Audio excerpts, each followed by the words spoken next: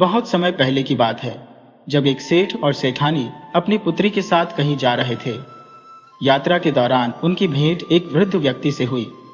वृद्ध ने सेठ की बेटी से कहा, बेटी, क्या तुम मुझे सड़क पार करवा दोगी? सेठ की बेटी ने विनम्रता से उत्तर दिया, हाँ बाबा, अवश्य।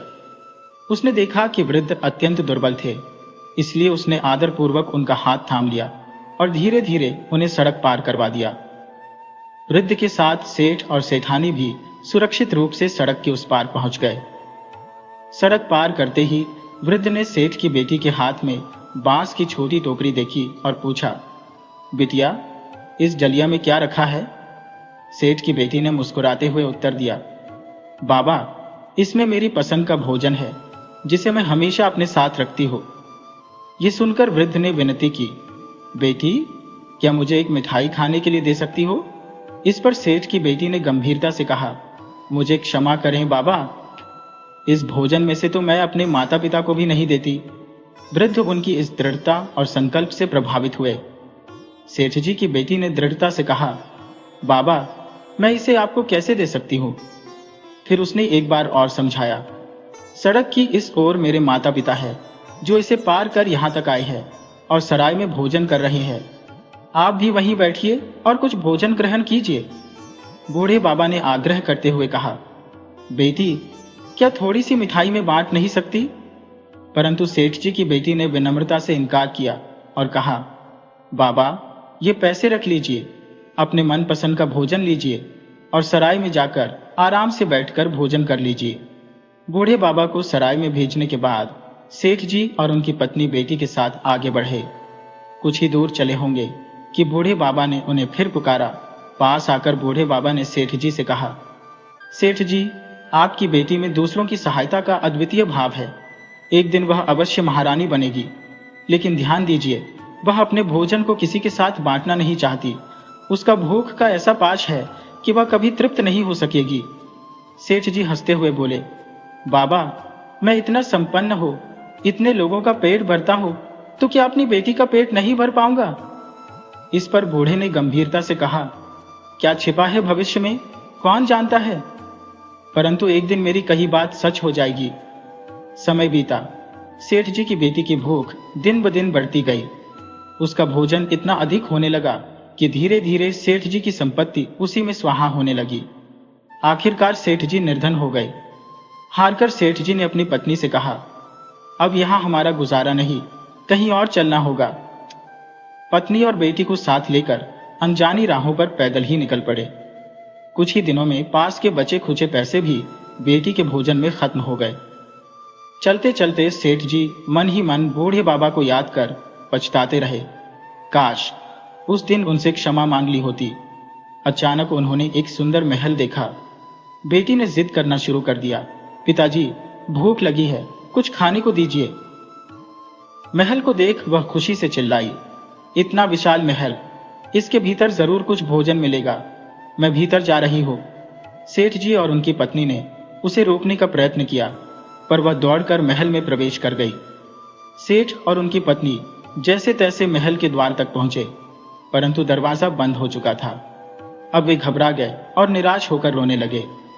तभी सेठ जी की बेटी महल की छत पर आकर गहरी उदासी से बोली, पिताजी, अब मैं क्या करूं? मुझे बाहर निकलने का कोई रास्ता नजर नहीं आता, क्योंकि सभी द्वार बंद हो चुके हैं, लेकिन यहाँ हर सुविधा उपलब्ध है। यह सुनकर सेठ जी ने कहा, बेटी, हम यही तुम्हारा इंतजार करेंगे। और वह और उनकी पत्नी दरवाजे पर बैठ गए। अगले दिन बेटी ने ऊपर से पुकार कर कहा, पिताजी, यह महल तो अत्यंत रहस्यमयी और सुंदर प्रतीत होता है। शायद इसी महल के श्राप से मुझे मुक्ति मिली है, क्योंकि कल मैंने थोड़ा सा ही खाया और मेरी भूख मिट गई थी, वरना मेरी भूख कभी शांत नहीं होती थी। लगता है कि यह महल मेरे भाग्य में रानी बनने के लिए ही लिखा था। आप लोग जाइए, पिताजी, अपना ध्यान रखिए। सेठ जी ने उसकी बात सुनी और बोले, बेटी, तुम ठीक कह रही हो, मैं जा रहा हूं, लेकिन जल्दी ही लौटूंगा।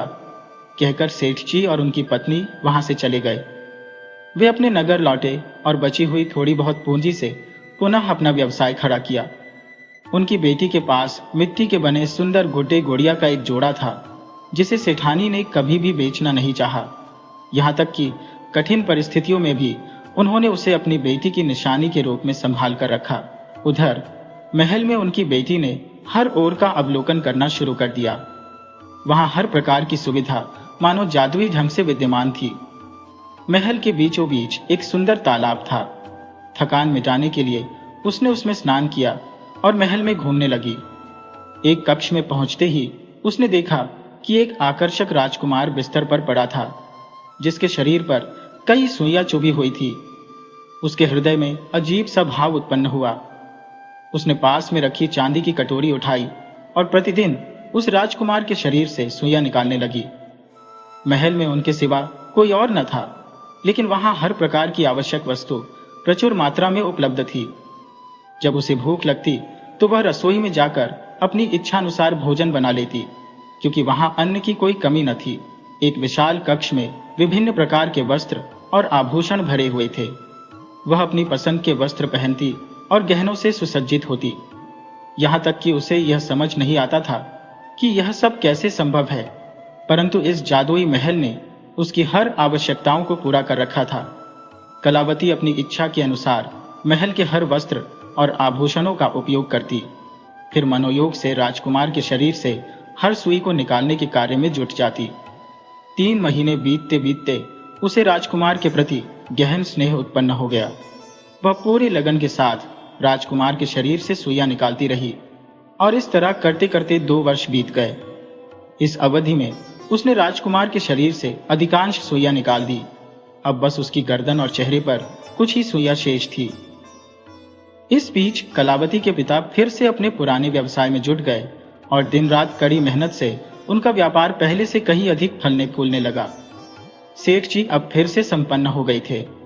उन्होंने अपनी बेटी कलावती को खोजने का अथक प्रयास किया, किंतु जिस रहस्यमयी महल में उन्होंने उसे छोड़ा था, वह स्थान अब कहीं दिखाई नहीं देता था। महल में कैद रहकर कलावती मनुष्यों के साथ संपर्क के लिए तरसने लगी। एक दिन महल के बाहर से गुजरते हुए कुछ लोगों को उसने अपने झरोखे से पुकारा और उनसे पूछा, इस दासी की क्या कीमत है? जवाब में विक्रेता ने कहा, महारानी, आपकी इच्छा के अनुसार दे दीजिए। कलावती भीतर जाकर ढेरों आभूषण नीचे फेंक देती है और पूछती है, परंतु यह ऊपर कैसे आएगी? उस लड़की ने सुझाव दिया, आप झरोखे के कुंदे से एक रस्सी बांध दें, मैं उस पर चढ़कर ऊपर आ जाऊंगी। कलावती ने वैसा ही किया और कुछ ही समय में वह लड़की, जिसका नाम शकुंतला था, झरोखे के माध्यम से महल में प्रवेश कर गई। शकुंतला के आने से कलावती को साथ मिल गया और उसका मन भी कुछ बहलने लगा, किंतु अपने हृदय में राजकुमार के प्रति गहरी आसक्ति के कारण उसने शकुंतला को राजकुमार के कक्ष के निकट भी नहीं जाने दिया। वह नहीं चाहती थी कि उसके अलावा कोई और उसकी प्रियतम छवि को देखे। महल में कार्यों की अधिकता नहीं थी, क्योंकि हर सुबह जब कलावती उठती तो महल पूरी तरह स्वच्छ और व्यवस्थित मिलता। शकुंतला भी इस रहस्यमयी स्थान में प्रसन्न थी और कलावती को अपनी मालकिन मानकर उसकी हर आज्ञा का पालन करती। दोनों साथ मिलकर भोजन करती और बाकी कार्यों को निपटाती, किंतु कलावती शीघ्र ही सारे कार्य समाप्त कर अपने कक्ष में स्वयं को एकांत में बंद कर लेती और बहुत ही कम बातों में शकुंतला के साथ संवाद करती थी। शकुंतला के मन में धीरे धीरे संदेह उत्पन्न होने लगा कि ऐसा क्या है जो मालकिन उससे छुपा रही है। इसी असमंजस में 3 महीने और बीत गए।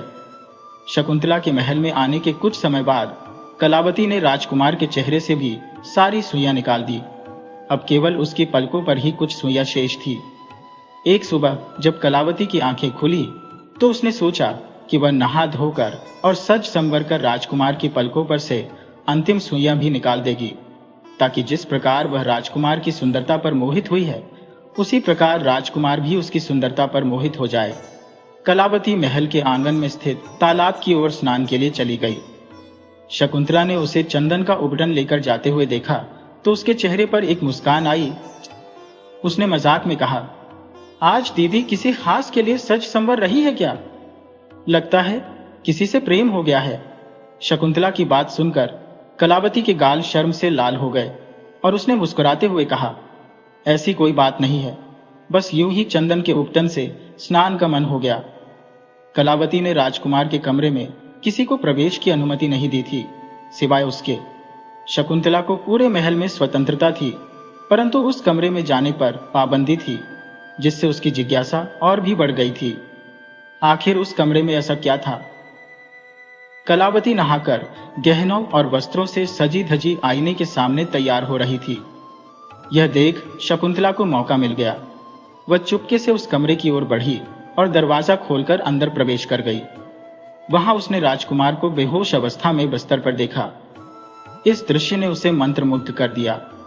कमरे के एक कोने में रखी चांदी की कटोरियों में भरी सुइयों को देख वह समझ गई कि कलावती इस कमरे में क्या करती थी। झटपट उसने राजकुमार की पलकों पर से सुइयां निकाल दी। जैसे ही आखिरी सुई हटाई, राजकुमार ने अपनी आंखें खोली। उसने पहली नजर में ही शकुंतला को देखा और उसके हाथों को थाम लिया। फिर भाव विह्वल होकर बोला, मेरी प्राणदाता, वर्षों से मैं तुम्हारे ही इंतजार में था। तुमने मुझे इस श्राप से मुक्ति दिलाई। मैं उस युवती से विवाह करूंगा जिसने मुझे इस कैद से मुक्त किया है। क्या तुम मुझसे विवाह के लिए तैयार हो? जैसे ही राजकुमार ने शकुंतला का हाथ थामा, उसी पल कलावती भी दरवाजे पर आ खड़ी हुई। उसकी आंखों में अव्यक्त भाव उमड़ रहे थे। राजकुमार के सम्मुख शकुंतला का यह भव्य रूप देखकर वह चकित रह गए। उन्होंने पूछा, यह लड़की कौन है? तब शकुंतला ने अपने मन में उपजी लालसा के वशीभूत होकर उत्तर दिया, यह मेरी दासी है। मुझे अकेले यहां मन नहीं लग रहा था, अतः इसे अपने साथ रख लिया। राजकुमार ने कुछ क्षण उसे देखा और कहा, परंतु यह तो बिल्कुल महारानी जैसी सजी हुई है, जबकि तुमने स्वयं को दासी जैसा सादा रखा है। इस पर शकुंतला मुस्कुराई और बोली, आपको देखकर मेरे हृदय में तुरंत प्रेम का संचार हुआ। आपके शरीर से सुइयां निकालने के कार्य में ही इतना व्यस्त रही कि स्वयं को संवारने का समय ही न मिला। ये लड़की सुंदर अवश्य है, परंतु उसका सौंदर्य केवल अच्छे भोजन और वस्त्रों के कारण निखर गया है। तभी राजकुमार गंभीर स्वर में बोले, ऋषि महाराज के श्राप के कारण मेरा राज्य विलुप्त हो चुका था। उन्होंने कहा था कि जो युवती मुझे इस श्राप से मुक्ति देगी उससे मैं विवाह करूंगा। अतः मैं तुमसे इसी क्षण विवाह करूंगा। कलावती, जो समीप खड़ी थी, यह सब सुनकर मन ही मन विचलित हो उठी। शकुंतला ने उसे देखते ही कठोर स्वर में कहा, क्या तुम्हें तनिक भी शर्म नहीं आती? मैं यहाँ अपने प्रिय से प्रेम भरी बातें कर रही हूँ और तुम यहाँ खड़ी होकर सुन रही हो? क्यों मनुष्य का अनादर कर रही हो? भागो यहाँ से। राजकुमार ने समझाने की कोशिश की, ऐसे क्यों कह रही हो? जब कोई भी यहाँ नहीं था तो यही तो तुम्हारी सहारा थी। शकुंतला ने तुरंत उत्तर दिया, ऋषि महाराज ने आपसे कहा था कि जो आपको श्राप से मुक्ति दिलाएगी उसकी हर आज्ञा माननी होगी, अतः इसे यहां से तत्काल निकाल दीजिए। राजकुमार ने गहरी सांस ली और कलावती की ओर देख कहा, कृपया आप यहां से चली जाइए। ऋषि महाराज ने मुझे किसी भी युवती से दुर्व्यवहार न करने का आदेश दिया है और मैं विनम्रता से अनुरोध करता हूं कि आप प्रस्थान करें। राजकुमार के इस निर्णय को सुनकर कलावती का दिल टूट गया। आंसू भरी आंखों के साथ वह चुपचाप वहां से चली गई। उसके जाते ही राजकुमार ने ताली बजाई और उस ताली के साथ ही चारों ओर उल्लास की चमक फैल गई। महल के चारों ओर लोगों का जमावड़ा बढ़ने लगा। आते जाते लोगों की गतिविधियों से वहां रौनक सी छा गई। यह महल भी भीतर ही एक किले में निर्मित था, जो उसकी भव्यता को और भी गौरवान्वित कर रहा था। उसी वक्त कलावती रोती हुई वहां से विदा ले चुकी थी। राजकुमार ने शकुंतला से कहा, अब मैं तुम्हारा ही वरण करूंगा, क्योंकि तुमने मुझे श्राप से मुक्ति दिलाई है। परंतु एक बात ध्यान में रखो, राजकुमारी शकुंतला, मैं किसी भी स्त्री का अनादर नहीं कर सकता और न ही उसे किसी प्रकार का कष्ट दे सकता हूं। इसी प्रकार मैं तुमसे भी अपेक्षा करता हूं कि अब तुम भी अपनी दासी के साथ कोई दुर्व्यवहार न करो। शकुंतला ने तुरंत उत्तर दिया, मैं तो उसे महल से विदा करने का विचार कर रही थी। राजकुमार गंभीर स्वर में बोले, नहीं, ऐसा मत करना। उसकी निर्दोषता बहुत कुछ बयान करती है और तुम जैसी महान नारी ये कैसे सोच सकती हो? जब तुम यहाँ अकेली थी तो उसी ने तुम्हारा साथ दिया था। तुम्हारे महल के सभी कार्यों का भार भी उसी पर था, जैसा कि तुमने मुझे बताया था। राजकुमार के शब्दों ने शकुंतला को असहज कर दिया। उसे आभास हुआ कि कहीं कलावती को बाहर करने के प्रयास में उसका कोई राज उजागर न हो जाए उसने बात का रुख बदलते हुए कहा, क्या आप मुझे यह बताएंगे कि आपको यह श्राप कैसे मिला और आप श्रापित कैसे हुए? राजकुमार ने स्मृति में डूबते हुए कहा, मैं अपने समय का एक अत्यंत सुंदर राजकुमार था। ऐसा कोई भी शास्त्र, कला या कौशल नहीं था जिसमें मेरी महारत न हो। मेरी शक्ति इतनी थी कि मैं एक ही तीर से 7 लोहे के तवे भेद सकता था। शत्रु के कलेजे को कंपा देने वाली मेरी बाण विद्या और तलवार चलाने में मेरी दक्षता बेजोड़ थी। जल में नाविकता, धरती पर मलयुद्ध और तलवारबाजी में कोई भी मेरे समकक्ष नहीं था। उन्होंने गहरी सांस ली और बोले, मेरी इन विशेषताओं ने मुझे गर्व से भर दिया था और मेरा हृदय अहंकार से भरने लगा। मुझे अपनी प्रतिभा के आगे कोई योग्य नहीं प्रतीत होता था। अभी मैं युवराज ही था और मेरे पिता की मृत्यु के बाद राज्याभिषेक का समय निकट आ गया था। राज्य के मंत्रियों और सभासदों ने विवाह का परामर्श दिया, परंतु मैंने अपनी शर्त रख दी कि विवाह उसी कन्या से होगा जो मेरी भांति सर्वगुण संपन्न होगी। मेरी इच्छा के अनुसार राजमाता ने एक भव्य आयोजन किया जहां सभी गुणी राजकुमारियों को निमंत्रण दिया गया, परंतु मैं अपने रूप और गुण के अभिमान में इतना विभोर था कि उनमें से किसी को भी अपना समकक्ष नहीं समझा। सभा कक्ष में मैंने सभी राजकुमारियों को एकत्र किया। मुझे ऐसा कोई भी नहीं दिखा जो मेरे समान हो और इस कारण से कोई भी राजकुमारी मेरे लिए मनोहारी प्रतीत नहीं होती थी। अपने स्वर में व्यंग्य का पुट डालते हुए मैंने कहना आरंभ किया, आपके सौंदर्य और गुणों के चर्चे बहुत सुने हैं, परंतु आप में से कोई भी मेरे रूप के समक्ष खड़ा होने योग्य नहीं है। गुणों की तो बात ही छोड़िए, आप में से कोई भी मेरी बराबरी नहीं कर सकती। न युद्ध कौशल में, न ही सौंदर्य में, किसी भी गुण में मेरी प्रतिस्पर्धा करने में असमर्थ है आप सभी। नृत्य कला, जिस पर युवतियां इतना गर्व करती है, उसमें भी मुझे कोई प्रतिद्वंदी नहीं दिखता। आप में से कुछ के पास सौंदर्य है तो कुछ में बुद्धिमत्ता की झलक है, परंतु दुर्भाग्यवश इनमें से कोई एक भी ऐसी नहीं है जिसमें सभी गुण हो। अगर आप में से किसी के पास एक गुण अधिक होता तो शायद मैं किसी को अपना जीवन साथी बना लेता, चाहे वह राजकुमारी सुंदर हो या साधारण। परंतु सच्चाई यह है कि आप में से कोई भी किसी भी क्षेत्र में मुझसे श्रेष्ठ नहीं है। श्रेष्ठता तो दूर की बात है, आप में से कोई भी मेरे बराबर खड़ा होने योग्य नहीं है। मेरे इस कथन पर सभी राजकुमारियां सिर झुकाकर खड़ी रही। उनके नेत्रों में आंसू की हल्की झलक थी, जिसे देखकर मुझे एक अजीब तरह की संतुष्टि का अनुभव हो रहा था। फिर मैंने कहा, क्योंकि आप में से कोई भी मेरे योग्य नहीं है, अतः मैं किसी के साथ विवाह नहीं कर सकता। लेकिन आप सभी मेरे अतिथि हैं, इसलिए मैंने आपके लिए विशेष उपहारों की व्यवस्था की है, क्योंकि हमारे राज्य की परंपरा है कि जो भी हमारे यहाँ आता है उसे बहुमूल्य उपहार देकर विदा किया जाता है। कृपया मेरे पास आकर उपहार ग्रहण करें और अपने राज्य लौट जाएं, क्योंकि मैं आप सभी को सम्मान पूर्वक विदा करना चाहता हूं। मेरे तीखे शब्दों को सुनकर राजकुमारियां एक एक करके वहां से जाने लगी। पहली राजकुमारी जब मेरे पास से गुजरी, मैंने उसे कठोर दृष्टि से देखा, जिससे वह भयभीत हो गई और जल्दी से मुझसे उपहार लेकर चली गई। इस प्रकार सभी राजकुमारियां आंखों में आंसू लिए मुझसे उपहार ग्रहण कर अपने अपने राज्य को लौट गईं। जब राजमाता को इस घटनाक्रम का पता चला तो वह अत्यधिक क्रोधित हुई। उन्होंने घोषणा की कि मैं अब केवल एक बालिका राजकुमारी से ही विवाह करूंगा, लेकिन उनके सभा कक्ष में पहुंचने तक एक अंतिम राजकुमारी मुझसे उपहार लेकर प्रस्थान करने ही वाली थी। राजमाता ने उसे रोकने का प्रयास किया। इस पर उसने कहा, मैं विदुषी हूं परंतु सुंदर नहीं। यदि सौंदर्य मेरे पास होता तो संभवतः मैं राजकुमार से विवाह कर लेती, परंतु राजमाता, मेरे विधवाता और राजकुमार द्वारा किए गए मेरे अपमान को मैं कभी नहीं भूल पाऊंगी। यहां मुझे गहरा दुख मिला है। मेरा अंतर्मन सदैव राजकुमार से प्रतिशोध की भावना से भरा रहेगा। राजकुमार अपने रूप के अभिमान में चूर है और यही अभिमान उनके पतन का कारण बनेगा। मुझे स्वयं नहीं पता कि मैं इस प्रतियोगिता में भाग लेने क्यों आई। मुझे आना ही नहीं चाहिए था। उसकी आंखों में आंसू छलक रहे थे।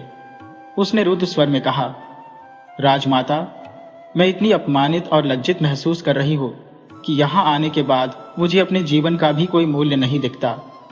मैं इस अपमान के साथ नहीं जी सकती। वह रोते हुए वहां से जाने लगी। राजमाता ने उसे रोकने का प्रयास किया, लेकिन उसने राजमाता का हाथ छुड़ाकर कहा, यदि राजकुमार मुझसे विवाह करेंगे तो उनका जीवन सुखमय नहीं रहेगा। इसका प्रभाव आपके राज्य पर भी पड़ेगा।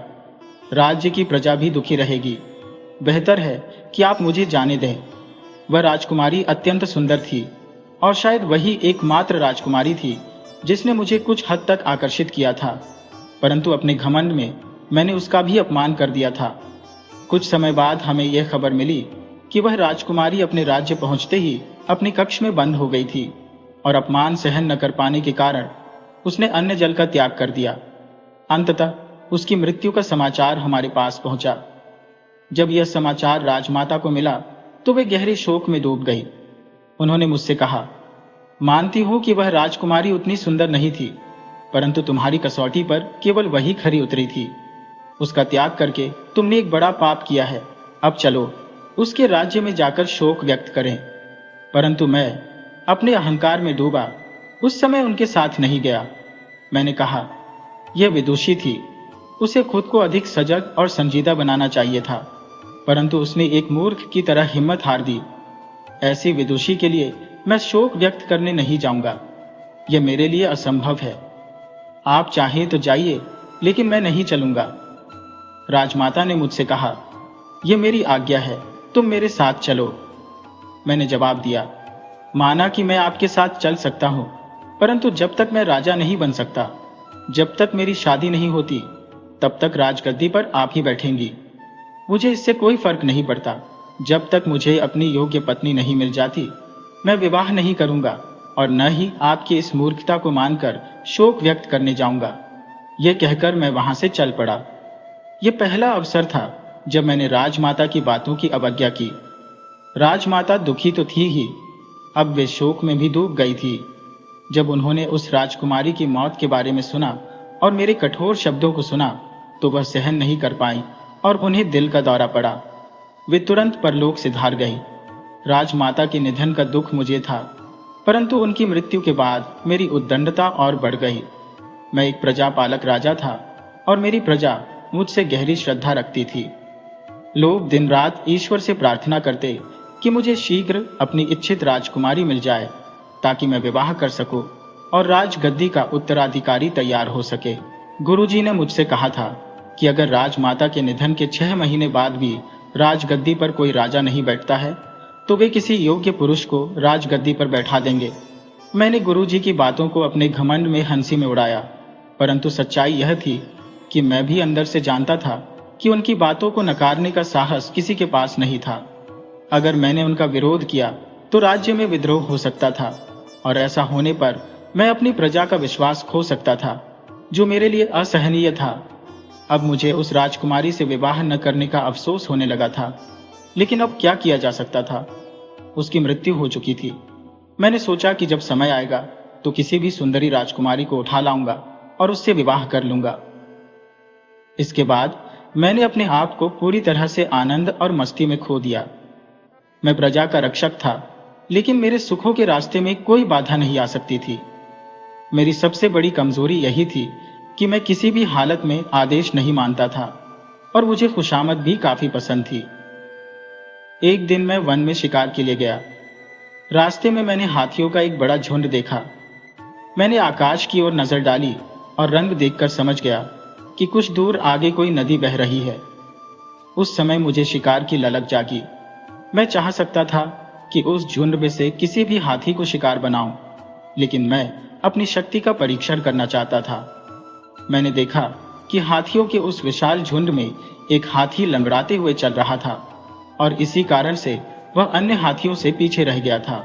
मेरा अभिमानी स्वभाव हमेशा मुझे अपनी क्षमताओं का परीक्षण करने के लिए प्रेरित करता रहता था। थोड़ी देर पश्चात हाथियों का झुंड वापस लौटने लगा। मैंने अनुमान लगाया कि अब जब बाकी हाथी आगे बढ़ चुके थे और केवल वह घायल हाथी नदी के पास रह गया था, यह समय था कि मैं उस पर निशाना साधूं। मैंने अपनी शब्दवेदी बाण से वार किया। घायल हाथी की जोरदार चिंगाड़ गूंजी। जिसे सुनकर बाकी हाथी भी दहाड़ते हुए पीछे मुड़े। उनकी दिशा का अंदाजा लगाकर मैंने तीरों की बौछार कर उनके रास्ते को अवरुद्ध कर दिया। हाथियों का समूह अब विवश हो चुका था और खतरे की अनुभूति से विचलित था। उस दिन मेरे भीतर का उन्माद मुझे हाथी के साथ एक घनिष्ठ मल्लयुद्ध में संलग्न होने की ओर उकसा रहा था। मेरे अंगरक्षकों ने मुझे चेतावनी दी, महाराज, इस ओर न बढ़ें। हाथी अपने साथी के लिए प्राणों का उत्सर्ग कर देते हैं। झुंड से टकराना खतरनाक है। मैंने मुस्कुराते हुए उत्तर दिया, मैं तो निहत्था ही इन हाथियों का सामना कर लूंगा। क्या तुम लोग एक झुंड के हाथियों से भी नहीं लड़ सकते? सैनिकों ने हामी भरी और वे मेरी ओर से आगे बढ़े। हाथियों का झुंड खतरे की छाया को समझ चुका था और उन्होंने अपने घायल साथी को अकेला छोड़कर पलायन करना उचित समझा। घायल हाथी की करुण चीख फिर से सुनाई दी और मैंने उसे देखने का निश्चय किया। जैसे ही मैंने अपना धनुष तानने का प्रयास किया, मुझे चूड़ियों की खनक सुनाई दी और मेरे हाथ स्वतः ही रुक गए। पहले मुझे लगा कि यह मात्र भ्रम है, लेकिन अपने लक्ष्य की ओर बढ़ना आवश्यक था, इसलिए मैंने अपने घोड़े को उसी दिशा में दौड़ा दिया। नदी के किनारे पहुंचते ही मैंने देखा कि एक वन कन्या उस हाथी का तीर निकालने का प्रयास कर रही थी और उसके घाव पर किसी औषधि का लेप लगा रही थी। मैंने दृष्टि घुमाई तो पास के पत्थर पर पीसी हुई कुछ जड़ी बूटियां देखी, जिन्हें वह घायल हाथी पर मल रही थी। मुझे देखते ही उस वन कन्या ने भांप लिया कि यह तीर मैंने ही चलाया था।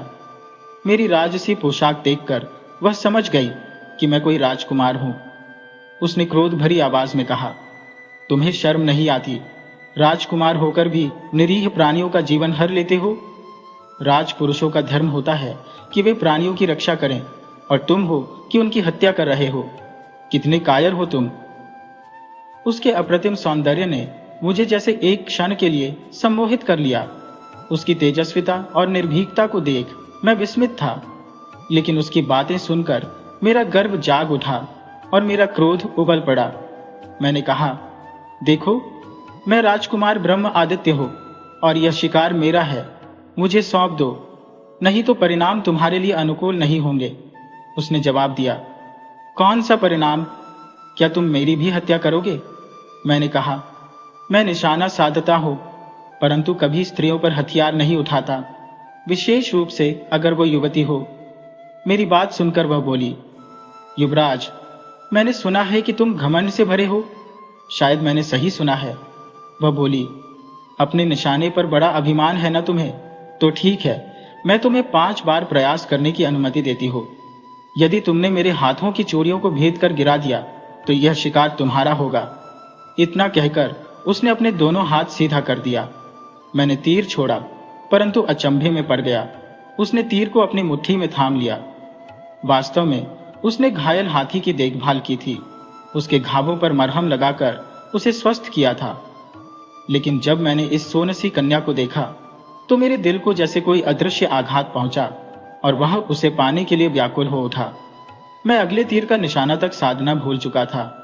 अचानक वह मेरे सामने आ खड़ी हुई और तीखे स्वर में बोली, क्या हुआ राजकुमार विक्रमादित्य? कहाँ गया तुम्हारा अभिमान? कोई भी गर्व के साथ विजय प्राप्त नहीं कर सकता। यह लो अपना तीर, इसे तुम परख लो, अन्यथा तुम्हें और तीरों की आवश्यकता पड़ेगी। उसकी दृढ़ता और साहस ने मुझे निस्पंद कर दिया। उसने कहा, मेरे साथी को छूने की कोशिश भी मत करना, अन्यथा मुझसे बुरा कोई नहीं होगा।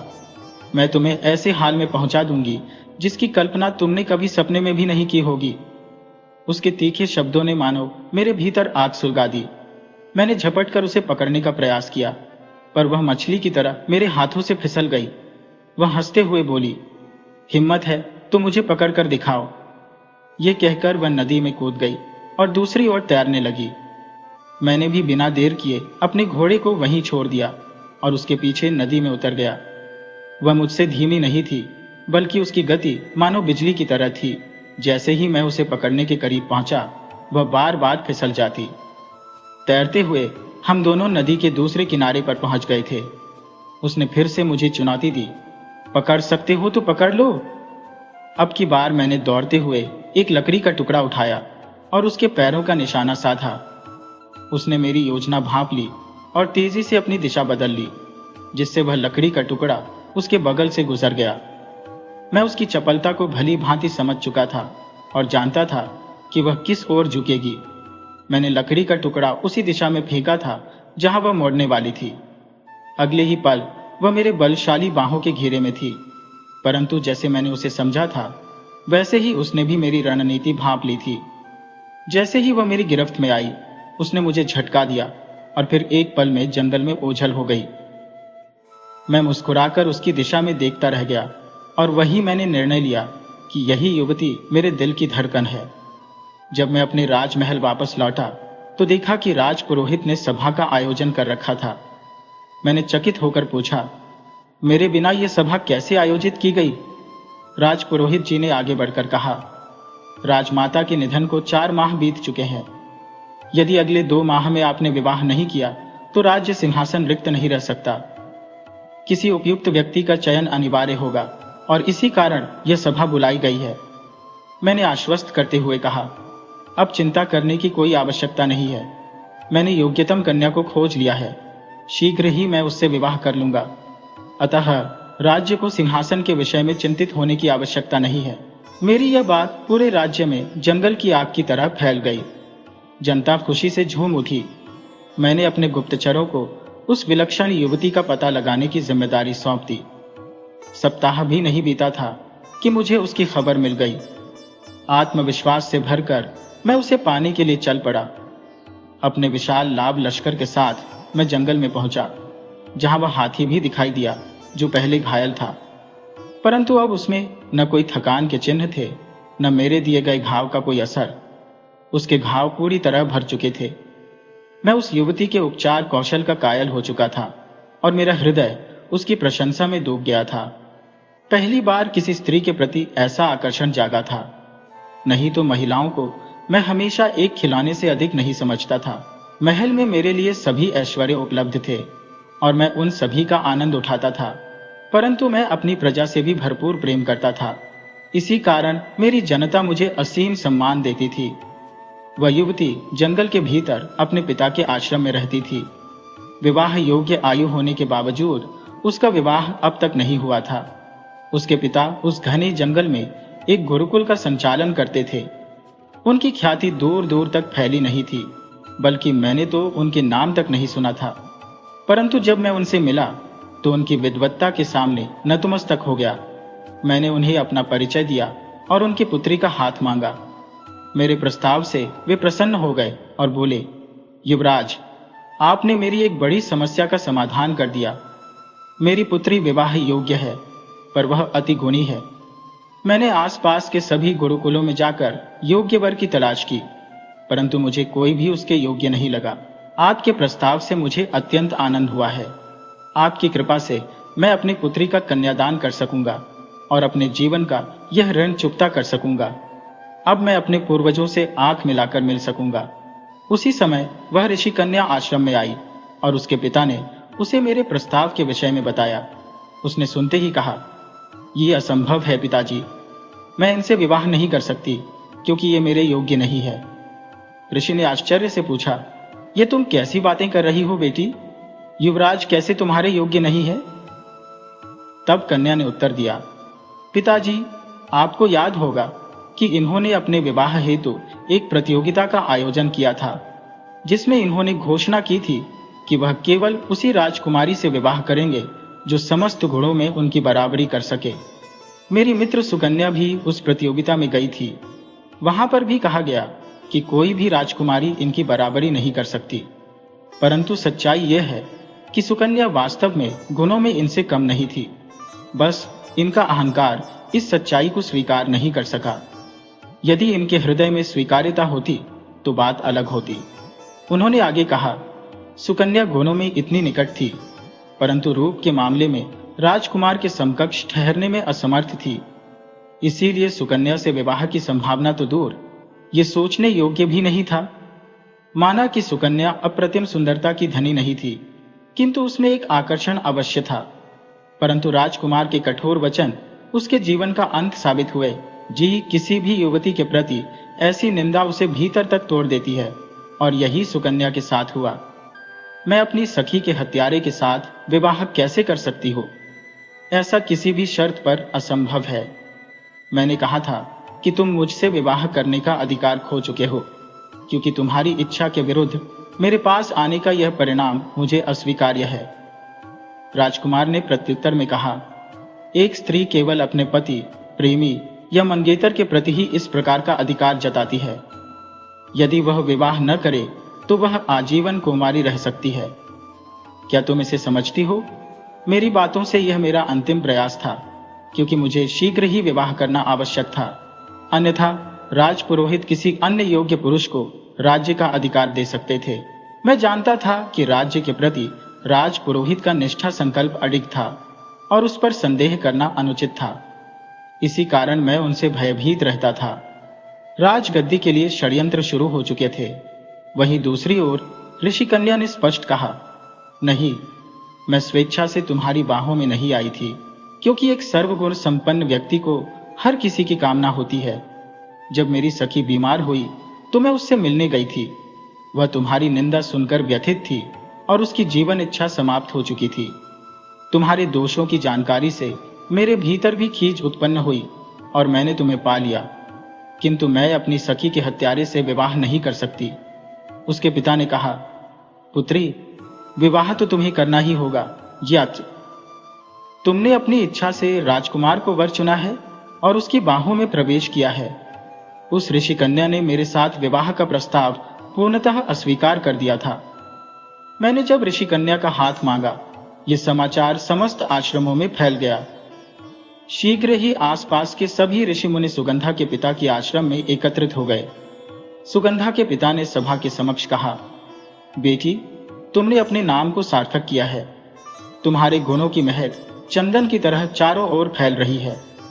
मैं चाहता हूं कि तुम इस पुण्य को और आगे ले जाओ और राजकुमार से विवाह कर लो।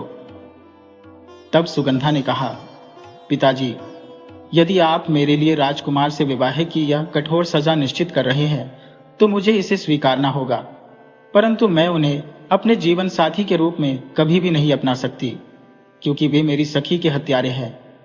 यह सुनते ही पिता ने कहा, बेटी, आश्रम की परंपरा के अनुसार तुम्हारा विवाह संपन्न हो चुका है।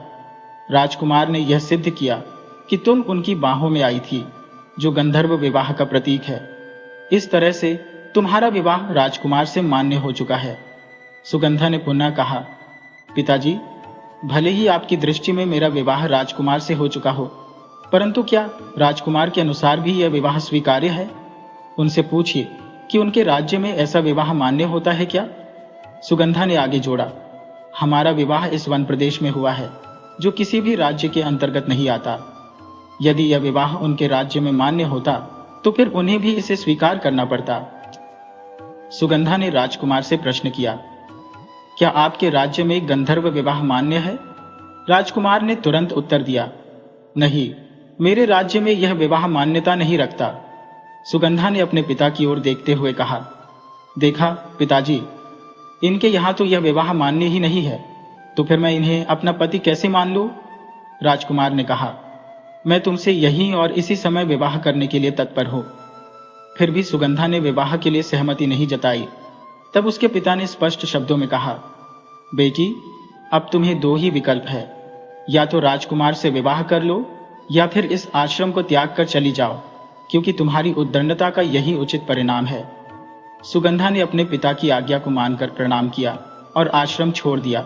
इस घटना की खबर राज्य में जंगल की आग की तरह फैल गई कि मैंने एक ऋषिकन्या से विवाह कर लिया। इस अफवाह को फैलाने में उन राजपुरुषों का हाथ था जो मेरी राजगद्दी को हड़पना चाहते थे। तब राजगुरु ने मुझे बुलाया और सख्त लहजे में कहा, जो भी करना हो उस कन्या को अपनी पत्नी के रूप में जनता के समक्ष प्रस्तुत करो, अन्यथा तुम्हारी राजगद्दी सुरक्षित नहीं रह पाएगी। मैंने सुगंधा की खोज में निकलने का निश्चय किया। 3 दिन के अथक परिश्रम के बाद मुझे वह एक छोटे से कुटिया में अकेली मिली, जहां उसके चारों ओर कई जंगली जानवर शांतिपूर्वक उसकी रक्षा करते हुए बैठे थे। अद्भुत दृश्य था। मैं उसके चेहरे पर उस समय भी वही तेज देख रहा था। अपने सैनिकों के साथ मैंने उसे घेर लिया और उसे मेरे साथ चलने के लिए विवश कर दिया। नगरवासियों ने जब उसे मेरे साथ आते देखा तो खुशी से झूम उठे और मंगल गीत गाने लगे। मैंने उससे बलपूर्वक विवाह कर लिया।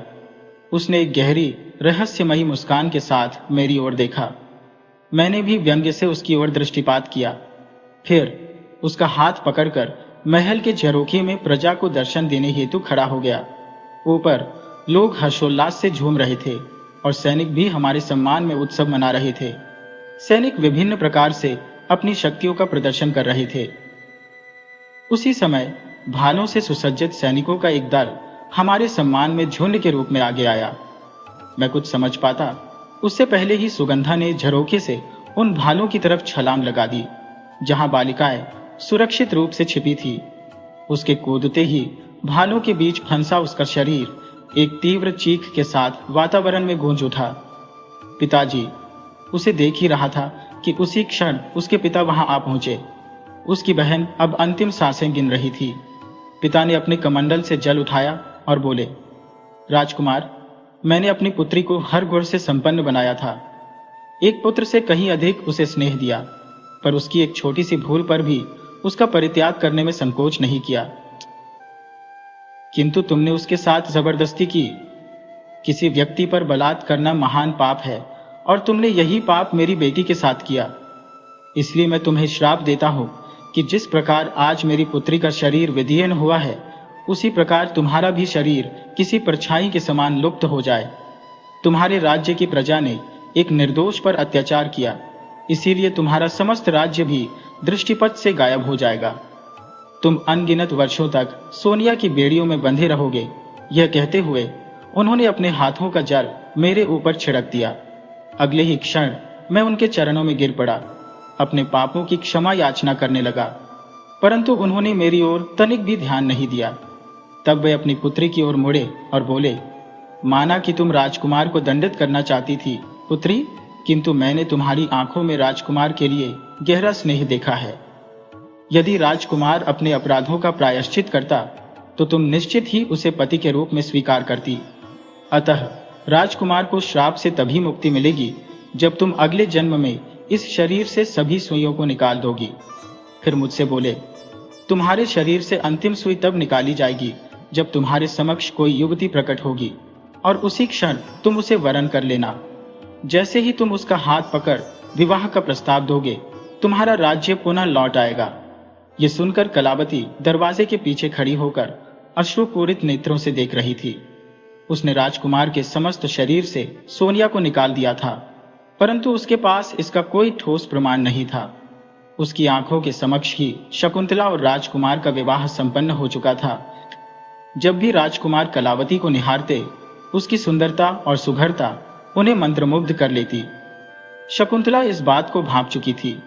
राजकुमार ने उसे कड़े शब्दों में यह निर्देश दिया था कि वह किसी भी प्रकार से कलावती को महल से बाहर नहीं निकाल सकती।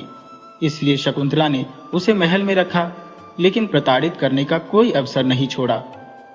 कभी कभी तो वह कलावती को 3344 दिनों तक भोजन से वंचित रखती, परंतु कलावती पर इसका कोई प्रभाव नहीं पड़ता, बल्कि उसे यह देखकर विस्मय होता कि उसे भूख का एहसास क्यों नहीं होता। शकुंतला ने अपनी सभी दासियों को हटा दिया था और कलावती को दिन भर काम में उलझाए रखती। राजकुमार ये सब देखते रहे और धीरे धीरे उनके हृदय में कलावती के प्रति सहानुभूति उत्पन्न होने लगी थी। 2 माह बीत जाने पर राजकुमार ने एक दिन दोनों से कहा, मैं अब समस्त धरा पर देवों के दर्शन के लिए प्रस्थान करूंगा, क्योंकि गुरुदेव का कहना है कि मुझ पर जो शराब का हल्का प्रभाव है वह तभी समाप्त होगा जब मैं चारों धाम के देवताओं का दर्शन कर लूंगा। राजकुमार ने महल की सभी सेविकाओं और शकुंतला से पूछा, तुम लोगों के लिए कुछ लाने का मन है? सभी ने अपनी अपनी इच्छाएं बताई और कई वस्तुएं मंगवाई। उस समय कलावती चुपचाप एक कोने में खड़ी थी। राजकुमार उसके पास गए और पूछने लगे, तुमने अपनी कोई इच्छा नहीं बताई कलावती, क्या तुम्हें कुछ नहीं चाहिए? कलावती ने सिर झुकाकर उत्तर दिया, मुझे यहां सब कुछ मिल ही जाता है, मुझे वास्तव में कुछ नहीं चाहिए। लेकिन यदि आप मेरे लिए कुछ लाना चाहते हैं तो मेरे लिए एक सत्य बोलने वाली गुड़िया और एक गुड्डे का जोड़ा ले आइए। राजकुमार ने सहर्ष यह स्वीकार किया और यात्रा के लिए प्रस्थान कर गए। चारों धाम के इस धार्मिक और पवित्र अभियान में उन्होंने सर्वत्र आनंद की अनुभूति की। अपने समृद्ध राज्य के कारण जहां भी गए वहां खुले हृदय से दान पुण्य किया। कुछ माह बीतते बीतते उन्होंने सभी की इच्छाओं के अनुसार वस्तुएं एकत्रित कर ली थी। बस में सच बोलने वाली मिट्टी की गुड़िया का जोड़ा प्राप्त न होने पर राजकुमार के मुख्य सलाहकार ने उनसे निवेदन किया, महाराज, 2 माह बीत चुके हैं। हमें अधिक समय तक राजमहल से दूर नहीं रहना चाहिए। मुझे नहीं लगता कि ऐसी कोई गुड़िया वास्तव में अस्तित्व में है। कृपया अब लौट चलें। परंतु राजकुमार ने दृढ़ता से कहा, आज तक कोई ऐसी वस्तु नहीं रही जो मैं पाने में असमर्थ रहा हूं। मैं यह सच बोलने वाली गुड़िया अवश्य लेकर ही लौटूंगा। इस निश्चय के साथ वे आगे बढ़े। कुछ दूरी पर उन्हें ज्ञात हुआ कि एक प्रतिष्ठित व्यापारी है जिसके पास अद्वितीय रेशमी कपड़ों का संग्रह है। राजकुमार ने उस व्यापारी से भेंट करने का निश्चय किया। जब वे उस व्यापारी के पास पहुंचे और रेशमी वस्त्रों का अवलोकन किया तो वे उन वस्त्रों की सुंदरता से मंत्रमुग्ध हो गए। उन्होंने व्यापारी से बड़ी मात्रा में रेशमी कपड़े उपलब्ध कराने का अनुरोध किया। संयोगवश यह व्यापारी कोई और नहीं बल्कि कलावती के पिता थे। व्यापारी ने विनम्रता से कहा, महाराज, आपके लिए जितने कपड़ों की मांग है उन्हें तैयार करने में मुझे 3 दिन का समय लगेगा, अतः कृपया मेरे आतिथ्य को स्वीकार करें। राजकुमार ने सहर्ष उनका आमंत्रण स्वीकार कर लिया। रात्रि भोज के समय राजकुमार ने व्यापारी से कहा, जैसे आपके रेशमी कपड़े विलक्षण है, वैसे ही मैंने एक विशेष प्रकार की गुड़िया के जोड़े के बारे में सुना है। यद्यपि मुझे विश्वास नहीं है कि ऐसी गुड़िया सच में है, यह शायद मात्र एक अफवाह है। व्यापारी ने जिज्ञासु होकर पूछा, कैसी गुड़िया महाराज? इस पर राजकुमार ने उत्तर दिया, सच बोलने वाली मिट्टी की गुड़िया का जोड़ा। व्यापारी ने मुस्कुराते हुए कहा, महाराज, मेरे पास सच बोलने वाली गुड़िया का जोड़ा है। राजकुमार ने आग्रह किया, कृपया वह जोड़ा मुझे प्रदान करें ताकि मेरे वचन की प्रतिष्ठा बनी रहे। इस पर व्यापारी ने गंभीरता से कहा, महाराज, मैं वह गुड़िया का जोड़ा आपको अवश्य दूंगा, परंतु इसके लिए आपको अपनी समस्त संपत्ति, सेवक और सभी साज सज्जा मुझे अर्पित करनी होगी। गुड़िया की शर्त सुनकर राजकुमार ने गहरी सांस लेते हुए कहा, ठीक है, मैं आपकी शर्त मानता हूं, लेकिन मेरे परिजनों और सेवकों के लिए जो उपहार मैंने इकट्ठे किए हैं उन्हें छोड़कर साथ ही मेरी राजमुद्रा और वापसी के लिए जहाज भी। राजमुद्रा मेरी नहीं बल्कि मेरे राज्य की धरोहर है। व्यापारी ने कहा, अच्छा, मैं यह प्रस्ताव गुड़िया से पूछकर उसकी राय जान लेता हूं, फिर देखूंगा कि गुड़िया आपको सौंपनी है या नहीं। इसके बाद व्यापारी गुड़िया के पास गया और उसे सब कुछ कह सुनाया। फिर उसके कमरे का दरवाजा बंद कर बाहर खड़ा हो गया। रात को उसने झरोखे से झांक कर देखा तो गुड़िया अपने दोनों हाथ कमर पर रखे मुंह फुलाए खड़ी थी, जैसे नाराज हो। गुड्डा उसे कह रहा था, चलने की तैयारी करो, यहां से अब हमारा रिश्ता टूट चुका है। गुड़िया ने तुनकते हुए कहा, मैं नहीं जा रही, यह राजा एकदम झूठा है, छल से भरा हुआ, मैं उसके साथ नहीं जाऊंगी। इस पर गुड्डे ने कहा, क्या कह रही हो? राजा ने अपनी सारी संपत्ति व्यापारी को सौंप दी है। उसने हमारे लिए भी सब कुछ न्यौछावर कर दिया है। उसने अपनी भाभी रानी का भी मान नहीं रखा, जो कि उसके लिए बहुत बड़ा त्याग है। गुड़िया ने हाथ हिलाते हुए कहा, कैसा राजा है जो किसी की आंखों में सच्चाई तक न देख सके? मैं नहीं जाने वाली। ऐसी शख्सियत के साथ तुम्हें जाना है तो तुम जाओ। गुड्डा नाराज होकर बोला, हाँ, मैं तो जाऊंगा, पर तुम जानती हो कि अगर हम अलग हो गए तो हमारी विशेषता, हमारा बोलना सब मिट्टी में मिल जाएगा। हम दोनों बस साधारण गुड्डे गुड़िया बनकर रह जाएंगे। गुड़िया ने गंभीरता से कहा, मिट जाते हैं तो मिट जाने दो, मैं फिर भी नहीं जाऊंगी इसके साथ। गुड्डा ने गुड़िया को समझाया, अरे भाग्यवान, मैं इसलिए तुझे चलने के लिए कह रहा हूं ताकि तुम वहां जाकर खुद सच देख सको, सही और गलत को पहचान सको। गुड़िया ने कहा, क्या ऐसा संभव है? अगर यह राजा सचमुच ईमानदार है तो मैं उसके साथ चलने के लिए तैयार हूं, क्योंकि हमें किसी सच्चे व्यक्ति के साथ ही अपना जीवन बिताना है। अगले दिन व्यापारी ने राजकुमार को घोड़ियों का जोड़ा भेंट कर दिया, साथ में काफी धन संपत्ति और कुछ सेवक भी दिए। महाराज ने कहा, मैं यह कैसे ले सकता हूं? यह सब तो मैंने आपको ही सौंप दिया था। व्यापारी ने कहा, यह धन और ये सेवक मेरे नहीं है, ये सब इस गुड्डे गुड़िया के हैं। मेरी बेटी का खिलौना यही था। एक दिन मेरी बेटी अचानक कहीं गायब हो गई और इसके अलावा मेरे पास कुछ भी नहीं बचा है, इसलिए मैंने जो कुछ अपनी बेटी के लिए संजोया था उसे आपके साथ भेज रहा हूं, क्योंकि अब मैं इन्हें ही अपनी संतान मानता हूं। राजकुमार ने पूछा, आपकी बेटी कहाँ चली गई? व्यापारी बताने के लिए प्रयास कर रहा था, लेकिन किसी अदृश्य शक्ति ने उसकी जुबान को जकड़ लिया। वह बस हिचकियां लेते हुए जोर से रोने लगा। तभी एक सेवक ने आकर बताया, महाराज, जहाज तैयार है। व्यापारी ने हाथ जोड़कर कहा, महाराज, मेरा आपसे निवेदन है कि कृपया शीघ्रता से यहां से प्रस्थान करें, ताकि मैं मान सकूं कि मेरी बेटी की अंतिम निशानी भी अब चली गई है। मुझे अपनी बेटी के बिना जीना सीखना ही होगा, क्योंकि मैंने अपने दिल पर पत्थर रखकर आपको यह घोड़ियों का जोड़ा सौंपा है। राजकुमार वहां से प्रस्थान कर अपने राज्य लौट आए। वहां पहुंचकर उन्होंने सभी को विभिन्न उपहार प्रदान किए। फिर उन्होंने कलावती को बोलने वाली घोड़ियों के साथ साथ रेशमी वस्त्र, आभूषण और कई सेवक भेंट किए। उन्होंने कहा, घोड़ियों के मालिक ने इनकी देखभाल के लिए हमें यह सब उपहार दिए हैं। शकुंतला यह सब देखकर जल भुन गई और महाराज से शिकायत की, आपने मुझे छोड़कर मेरी नौकरानी को इससे बेहतर उपहार क्यों दिए?